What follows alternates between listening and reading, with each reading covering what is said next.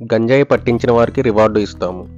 AP ప్రభుత్వం గంజాయి drugs నియంత్రణపై ఏర్పాటు చేసిన మంత్రివర్గ సబ్ కమిటీ గురువారం సమావేశమైంది. ఈ సమావేశంలో పలు కీలక విషయాలు వెలుగులోకి వచ్చాయి. ఆదివాసీలను, గిరిజనులను ప్రలోభాలకు గురిచేసి మభ్యపెట్టి గంజాయి సాగు చేస్తున్నారని ఏపీ హోంమంత్రి వంగలపూడి అనిత అన్నారు. కరోనా సమయంలో 2 ఏళ్ల పాటు గంజాయిపై చర్యలు తీసుకునేందుకు ఎస్ఈబికి అవకాశం ఇవ్వలేదన్నారు.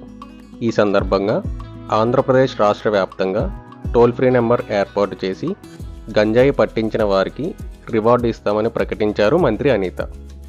గంజాయి సరఫరాకి అమాయక గిరిజనులను బలి చేస్తున్నారని మంత్రి ఆరోపించారు.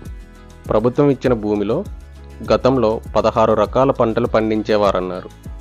గత 5 ఏళ్లుగా ఐటీడీఏ పథకాలన్నిటినీ వైసీపీ ప్రభుత్వం నిర్వీర్యం చేసిందన్నారు.